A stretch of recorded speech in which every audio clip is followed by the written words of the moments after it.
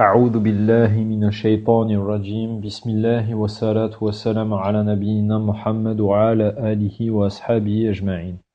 Assalamu alaikum wa rahmatullahi wa barakatuh. Dans ma précédente audio, médecine prophétique, présentation, conditions et sources, j'avais dit que dorénavant j'allais intervenir en audio sur le sujet de la médecine prophétique, ses différentes disciplines, les différentes techniques ou produits que l'on utilise dans le cadre de celle-ci, et aussi sur des pathologies qu'on peut soigner par le biais de cette médecine. Aujourd'hui, j'ai décidé de répondre à deux questions en fait à travers cet audio. La première, c'est la hijama est-elle une sunna? Et la deuxième, c'est la hijama faite sur des bases de médecine traditionnelle chinoise peut-elle être considérée comme une sunna? Donc, aujourd'hui, alhamdoulilah, beaucoup de gens reviennent à une compréhension saine de l'islam. Cela passe par une bonne compréhension et un bon suivi du Coran et de la Sunna. Sunna qui veulent suivre dans les adorations, le comportement, dans l'apparence, masha'Allah. Malheureusement, des fois, il y a des erreurs. Et la compréhension de ce qu'est la hijama est une de ces erreurs. Avant toute chose, j'aimerais rappeler quelques notions. Conditions et sources. D'abord la sunna. Alors, qu'est-ce que la sunna? La sunna, c'est la seconde source scripturaire de l'islam. Dans la langue arabe, sunna, c'est la voie ou le cheminement que quelqu'un emprunte, qu'il soit bon ou mauvais. Le prophète alayhi salatu wassalam a dit dans un hadith: celui qui instaure dans l'islam une bonne sunna aura la récompense de cette sunna et la récompense de tous ceux qui suivront cette sunna après lui sans que ne soit diminué quoi que ce soit de la récompense. Et celui qui instaure une mauvaise sunna aura le péché de cette mauvaise sunna et le péché de ceux qui l'appliqueront après lui sans que rien ne diminue de leur péché. Donc le terme sunna que le prophète alayhi salatu wassalam a employé ici, il faut le comprendre au sens linguistique en fait. Car une sunna au sens religieux, elle ne sera jamais mauvaise, elle ne peut être que bonne. Donc le sens de sunna ici est à comprendre au sens de coutume et d'habitude. C'est aussi une preuve que les deux termes, sunna et bid'a, ont deux dimensions. Une dimension linguistique et une dimension religieuse. Pareil pour la bid'a. Par exemple, on peut prendre le hadith de Omar radiyallahu anhu, sur le tarawih. Lorsqu'il dit: quelle bonne bid'a que cela. Et là, le terme bid'a est utilisé au sens linguistique. La preuve, c'est le hadith du prophète alayhi salatu wassalam qui dit: kullu bid'atin dalala wa kullu dalalatin finnar. Et là, c'est au sens religieux. La preuve, c'est que comment Omar radiyallahu anhu, qui a sûrement mieux compris la révélation, donc le Coran et la Sunna, que vous et moi, peut dire qu'une bid'a est une bonne chose, alors que le prophète alayhi salatu wassalam dit dans un autre hadith que toute bid'a est un égarement et que tout égarement mène au feu. C'est simplement que justement le terme bid'a, il faut le comprendre dans deux dimensions différentes. Dans le hadith de Omar, c'est le terme bid'a, c'est au sens linguistique, et dans le hadith qui est rapporté du prophète alayhi salatu wassalam, il est au sens religieux. Voilà. Ensuite, dans le domaine religieux, la sunna, elle a plusieurs significations. Donc, auprès des gens du hadith, par exemple, la sunna, c'est tout ce que le prophète alayhi salatu wassalam a dit, fait, approuvé, interdit, au sujet duquel il s'est tu, ses qualités physiques et morales, aussi bien avant que après la révélation. Chez les savants des usul, en fait, la sunna, c'est tout ce qui a été rapporté du prophète alayhi salatu wassalam, ce qui n'est pas mentionné dans le Coran et qui est un éclaircissement au sujet de la religion, que ce soit dans le Coran ou pas. Chez les fuqaha, c'est tout ce qui n'est pas obligatoire. Et chez les salafs, ce terme, par contre, il est beaucoup plus large. Il comprend tout ce qui est en accord avec le Coran, la tradition prophétique, ainsi que la voie des compagnons tant au niveau de la croyance que des ibadat, ainsi que leur position face aux égarements et aux innovations. Donc, pour eux, pour les salafs, la sunna, c'est la voie du prophète alayhi salatu wassalam. Bon, maintenant, quel est le statut de la hijama par rapport à toutes ces définitions de la sunna? Si on prend la définition des gens du hadith, la hijama, elle fait partie de la sunna, car il y a des ahadiths disant que le prophète alayhi salatu wassalam y a eu recours, l'a ordonné, et même que des anges lui ont recommandé sa pratique à lui et à sa communauté, lors de l'ascension nocturne. Auprès des Usuliyin, la hijama aussi fait partie de la sunna, car elle n'est pas citée dans le Coran, mais elle est un éclaircissement de comment garder son intégrité physique face à la maladie. Et cela est un ordre d'Allah Azza wa Jal. De plus, c'est une science dont il faut déterminer les codes, ce qui est en partie le travail des Usuliyin. Chez les Fuqaha, elle fait aussi partie de la sunna, car c'est une science que l'on doit expliquer et appliquer.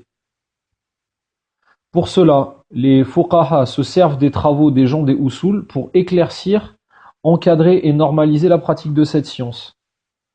Et pour finir, chez les salafs, la hijama fait aussi partie de la sunna, car elle fait partie de la tradition prophétique. Donc vous allez me dire, tout va bien. Donc la hijama, c'est une sunna. Mais je répondrai oui, mais. Pour cela, en fait, il y a des conditions à remplir. Et on voit que, quel que soit l'aspect par lequel on la prend, que ce soit par le hadith, les usul, le fiqh ou la compréhension des salafs, pour être une sunna, la hijama, elle doit remplir des conditions. Aujourd'hui, beaucoup de gens pensent que simplement parce qu'on pose des ventouses et qu'on tire du sang, on suit la sunna. Donc à ce moment-là, le chinois mushrik qui fait la hijama, il suit la sunna. Ou le kafir qui pratique la hijama, lui aussi, il suit la sunna. Mais non. Il y a pour cela des conditions, vous allez me dire, être musulman, oui. Vous allez me dire, vouloir suivre la voie du prophète, alayhi salatu wassalam, oui aussi, ouais. Mais cette voie a des conditions. Car si on se base sur les preuves, on voit que les ahadiths traitant de la hijama, en fait, c'est eux qui énoncent les conditions. Je m'explique. Hormis le hadith, qui a deux riwayats sur l'ascension nocturne, la nuit d'Isra et le Mi'raj, qui prouvent que cette médecine est divine, et les ahadiths sur les bienfaits de la hijama comme traitement sûr, les autres ahadiths donnent certaines indications. Alors par exemple, les jours les plus appropriés, que ce soit au niveau du mois, le 17, 19, 21, ou de la semaine, lundi, mardi, jeudi, ou alors les jours déconseillés ou le jour le plus déconseillé, on se rencontre à la lecture de tous les ahadiths, qu'en fait c'est le mercredi. Des indications sur qui peut faire la hijama sur une personne ou pas. Des indications sur la rémunération du hajjam. D'ailleurs, je pense que je ferai une audio sur le sujet, Inch'Allah. Ou des indications sur pourquoi le prophète, alayhi salatu wassalam, a-t-il fait une hijama. Bon, je vais pas me lancer ici dans une explication de tous les ahadiths sur le sujet. Vous pouvez au besoin vous reporter, par exemple, au livre du docteur Mouloud Aït Mohammed, qui s'appelle La Hijama, ou au chapitre sur la hijama dans le livre La médecine prophétique de Ibn al-Qayyim al-Jawziyya, rahimahullah. Après, pour les arabophones, il y a plus de sources. Par exemple, il y a les différentes explications du Sahih al-Bukhari et Sahih al-Muslim, par exemple. Vous avez aussi Zad al-Ma'ad de Ibn al-Qayyim al-Jawziyya. Puis vous avez des livres, par exemple, Akhlaq Tabib al-Muslim de Cheikh Mohammed Bazmoul, ou Hujjiyat al-Ahadith al-Nabawiyya al-Warida fi at-Tib wal-Ilaj de Cheikh Ahmed Bazmoul. Voilà, par exemple. Après, je vous dis, en langue arabe, il y a beaucoup de sources sur le sujet. Bon, tout cela pour vous dire que faire comme font beaucoup aujourd'hui, à savoir une hijama sans cause et dire que l'on suit la sunna, ça c'est une conception qui est erronée en fait. D'ailleurs, comme je vous l'ai dit, le prophète alayhi salatu wassalam n'a jamais fait la hijama sans cause. Et les ahadiths où la cause n'est pas stipulée peuvent facilement être reliés à un autre où la cause est citée. Bon, je vais donner vite fait un petit exemple, mais pour faire court. Par exemple, je vais prendre deux hadiths. Deux hadiths un qui est rapporté par Bukhari et l'autre qui est rapporté dans Bukhari et Muslim. Donc le premier, c'est un hadith de Abdullah ibn Buhayna, radiyallahu anhu, qui rapporte le messager d'Allah, alayhi salatu wassalam, a subi une hijama au milieu du crâne alors qu'il était en état de sacralisation à la Jamal, un lieu situé sur le chemin de la Mecque. Le deuxième, donc, qui est rapporté par Ibn Abbas, radiyallahu anhuma, qui rapporte le prophète, sallallahu alayhi wa sallam, a subi une hijama sur le crâne en raison d'une migraine alors qu'il était en état de sacralisation. Et il a subi une hijama alors qu'il jeûnait.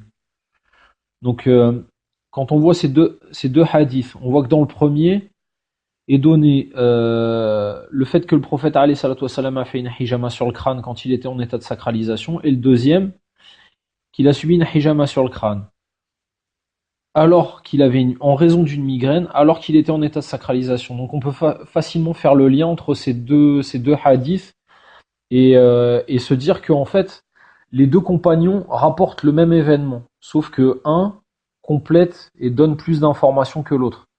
Mais ça c'est comment dire, c'est un travail qui a été fait par les savants et qu'ils ont fait beaucoup mieux que moi, donc je vais pas trop m'étendre sur le sujet. Je vous invite plutôt à vous tourner vers leurs ouvrages. Je pense que ça sera beaucoup plus complet que ce que moi je peux faire. Bon, ensuite, sinon il y a une parole de Cheikh Al-Uthaymin qui est très intéressante à propos de ça et qui résume bien les propos. Dans son sharh de Sahih al-Bukhari, il dit, rahimahullah, Innal hijamata da'u la sunnah. Donc, certes, la hijama est un moyen de guérison et n'est pas une sunnah. Donc, on peut expliquer cette parole comme suit.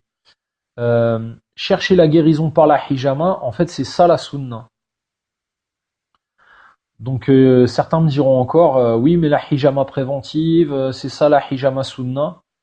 Et moi, je vous répondrai à cela en disant que aucun hadith authentique ne parle de la hijama dans ce cadre-là, en fait, de manière explicite. Ensuite, c'est pas une pratique qui était rapportée des salafs.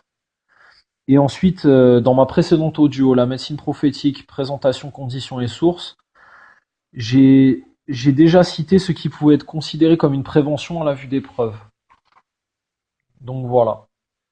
Peut-être je ferai une autre audio sur le sujet si le besoin s'en fait sentir, mais voilà.